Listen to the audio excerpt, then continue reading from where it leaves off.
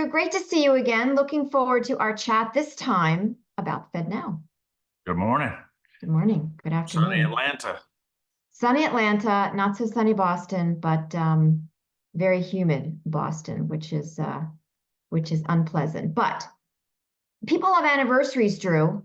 I mean, who doesn't love a good anniversary? And we're coming up on FedNow's launch, 1 year anniversary. So we're here to talk about that. Now, we've talked about it in the past. It was a well-publicized launch, and I think there was a lot of enthusiasm about FedNow as an alternative to TCH and the real-time payment rails that is the consortia owned by the banks.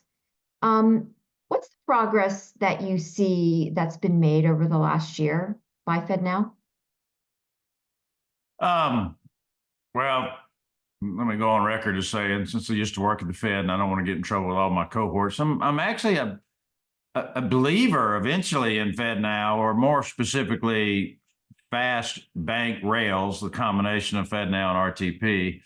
So let me start there. I mean, it's going to happen. It's going to impact everything. My opinion, they're in the early stages of trying to get coverage, right? So nothing from an actual transaction or market impact is even possible yet as it relates to FedNow, because I think, there's 600 or 700 banks, and most of them are receive only. So I don't know what the count is on send only, right? So I still think that first year, I'll give them the win in terms of waking the market up, right? That was progress. Now people are asking for it. Now people are talking about it. That should lead to coverage, which can lead to use cases, which can lead to adoption, but I don't think we're there yet. So is it the rising tide that is floating all instant payment boats, in your opinion? I mean, it did launch with a lot of fanfare, and it has started lots of conversations about instant real-time payments. Is that what you're saying? 100% just from banks and or fintechs looking for an answer for it, right? Because they think it's relevant, because it's now popular. Put that in a right?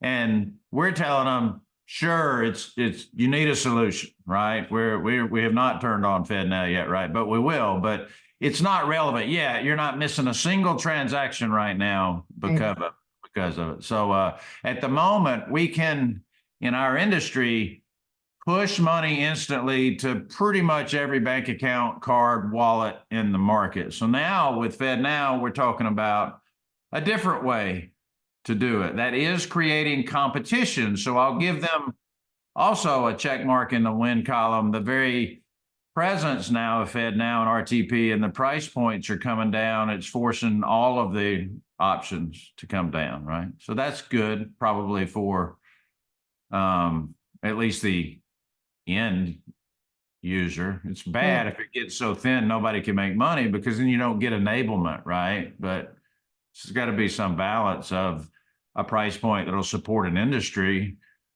but the price point with just push to card was probably too high. When we started this, it was costing, when you baked everything in, 75, 80 cents to do a push to card transaction. And that's, dropped by 75% in some use cases, 50% in most use cases, right? So how do you get this done? I think I'm glad it's here. Yeah. I think they've created the popularity of it. Now there's this long cycle of adoption required, first with the banks and then with the enablers and then with the businesses, right? So that's where I was going next. I mean, so everybody wants to receive instant. Senders have to be on board and they have to be connected, and then there has to be the use case that activates it. So when you think specifically about FedNow and where we are in that cycle, that's a very long time away. It is, but it also doesn't have to be, my point of view on this, it doesn't have to be the magical greenfield de novo solution, because what I believe is going to happen is this is more of an ACH replacement, right? So you have this old bank transfer rail that works for everybody. You know, it's how we all get our direct deposit, et cetera. That's antiquated. That's high risk. That moves slow. That requires, you know, next day settlement and all kinds of other things. So FedNow and RTP can modernize that. And I think that's coming, and that's important. That's different than maybe killing the check, which I already think push to card and the broader market has been focused on. So I don't know if that makes sense. I think to me, FedNow and RTP is a modernization of ACH, a bank transfer. Yep. But the FedNow rail seems to be popular for the long tail of financial institutions, the smaller banks and the credit unions. I think because of the business model associated with FedNow versus the alternative TCH rails. I mean, how important is the economics of rails going to be as we think about the popularity of instant and the adoption of instant payments across any rail?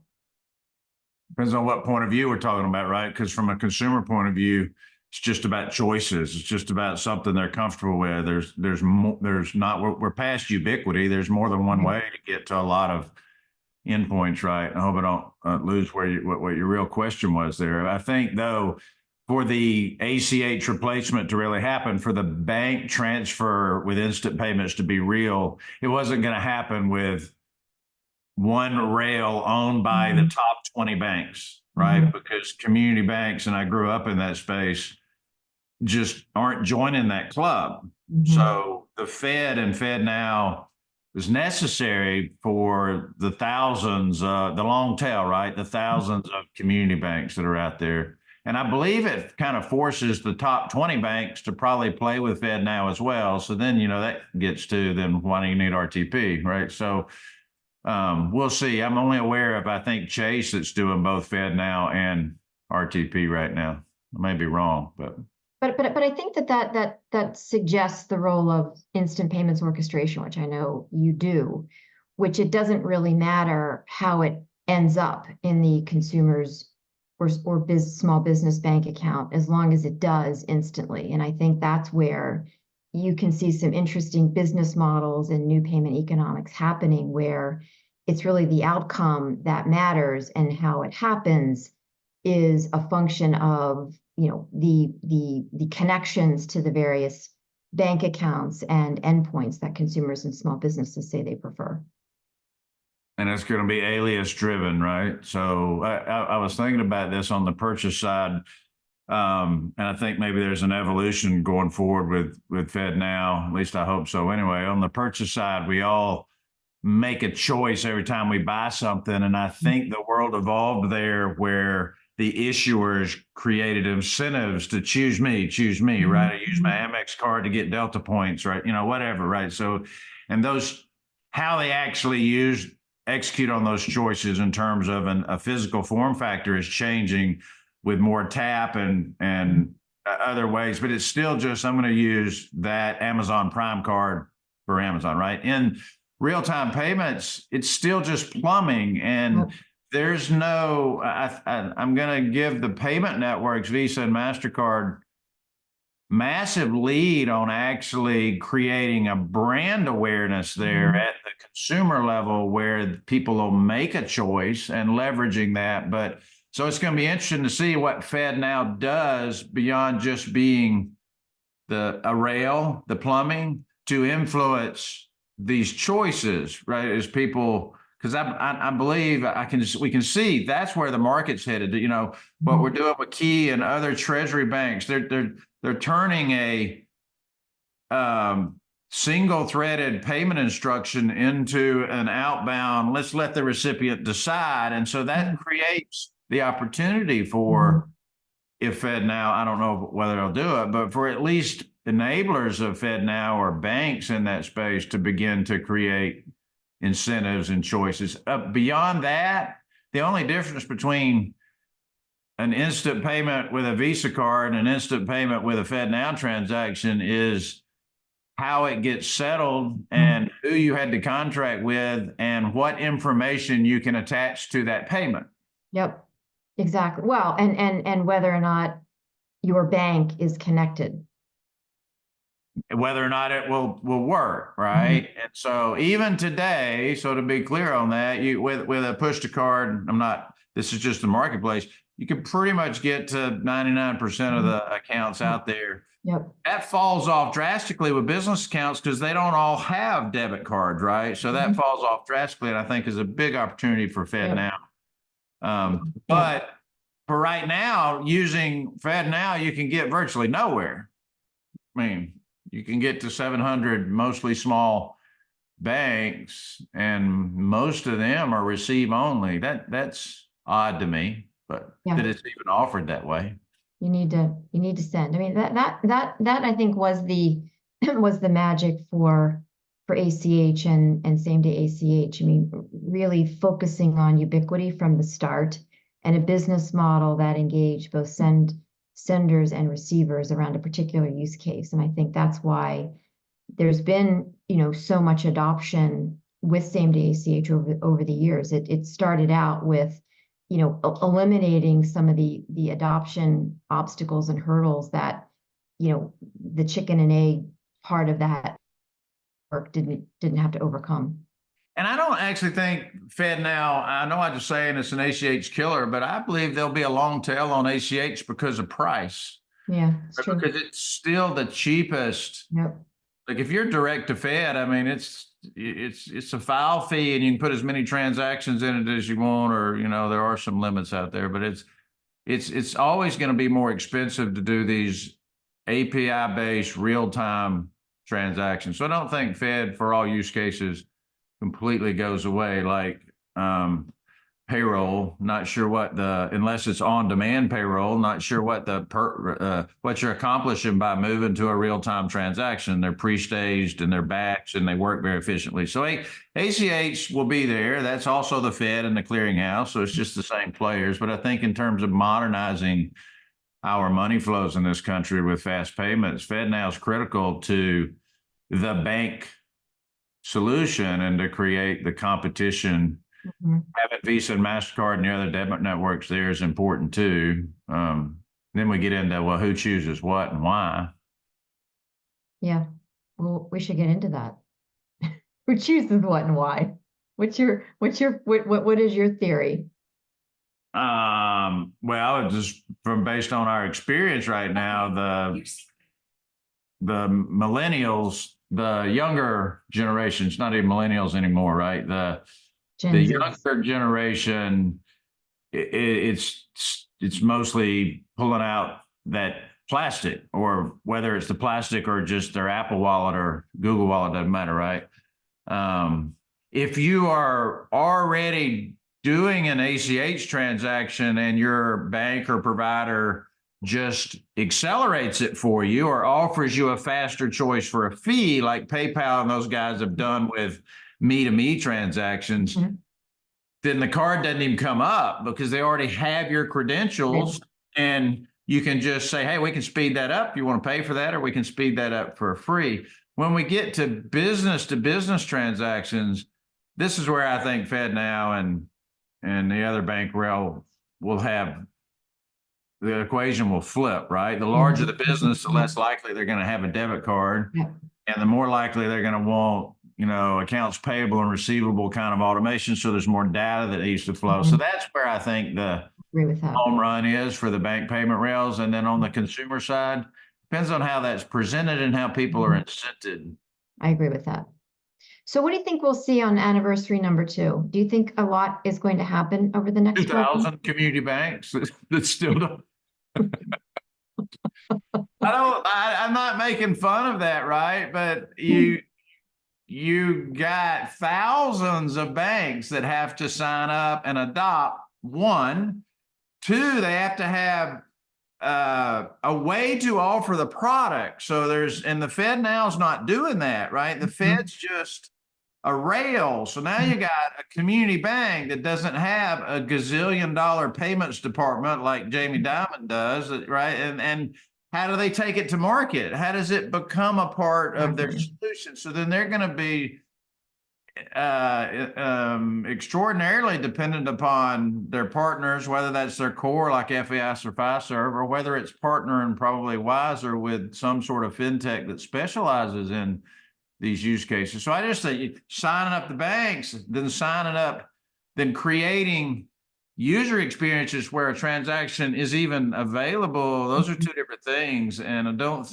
I think what's happened in this past 12 months is there's enough hoopla and popularity around it that people like Ingo and others are working on those go-to-market solutions. Before it was like nobody's asking for it, right? So in the next year, so we go from 700 to 2,000 or even 3,000. At 3,000, you're still at less than half of the community banks and credit unions in this country.